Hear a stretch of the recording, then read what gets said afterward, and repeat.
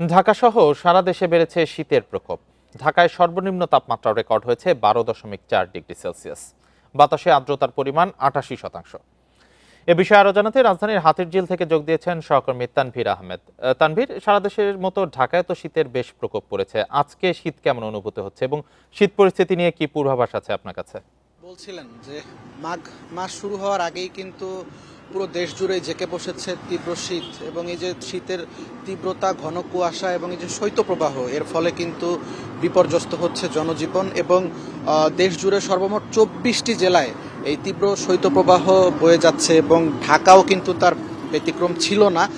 যদিও আজ আমরা দেখতে পাচ্ছি যে এখন আসলে অস্থায়ীভাবে রোদ লক্ষ্য করা যাচ্ছে, এবং ঢাকারও অনেকগুলো অঞ্চলেই কিন্তু ঢাকার অনেক জায়গাতেই আমরা দেখতে পেয়েছি যে সূর্যের দেখা পাওয়া মুশকিল হয়ে যাচ্ছিল, কিন্তু আজ কিছুটা ব্যতিক্রম। এবং পাশাপাশি আজ শনিবার এবং সাপ্তাহিক যে বন্ধের দিন থাকে সেই হিসেবে আজ যারা সরকারি চাকরিজীবী রয়েছেন তাদের জন্য বন্ধ হলেও কিন্তু অনেক যারা প্রাইভেট সার্ভিসে যারা চাকরি করেন তাদের অনেককেই বের হতে হচ্ছে।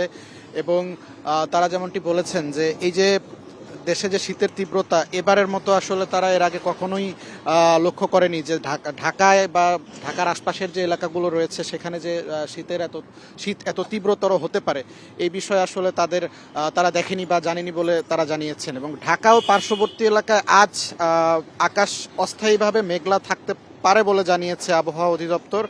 আজ সকাল 6টায় কিন্তু তাপমাত্রা ছিল 13.4 ডিগ্রি সেলসিয়াস, এবং বাতাসে আর্দ্রতার পরিমাণ ছিল প্রায় 88%। এবং গতকাল সর্বোচ্চ তাপমাত্রা ছিল 26.0 ডিগ্রি সেলসিয়াস, এবং আজ সর্বনিম্ন তাপমাত্রা রেকর্ড করা হয়েছে 12.4 ডিগ্রি সেলসিয়াস। এবং আবহাওয়া অধিদপ্তরের পূর্বাভাসে বলা হয়েছে অস্থায়ীভাবে আংশিক মেঘলা সহ সারা দেশে আবহাওয়া শুষ্ক থাকতে পারে, এবং মধ্যরাত থেকে সকাল পর্যন্ত দেশের নদী অববাহিকার কোথাও কোথাও মাঝারি থেকে ঘন কুয়াশা পড়তে পারে বলে জানিয়েছে আবহাওয়া অধিদপ্তর। অন্যত্র হালকা থেকে মাঝারি কুয়াশার সম্ভাবনাও রয়েছে, এবং এই সময় সারা দেশে রাতের তাপমাত্রা প্রায় অপরিবর্তিত থাকতে পারে এবং দিনের তাপমাত্রা সামান্য বাড়তে পারে বলে জানিয়েছে আবহাওয়া অফিস।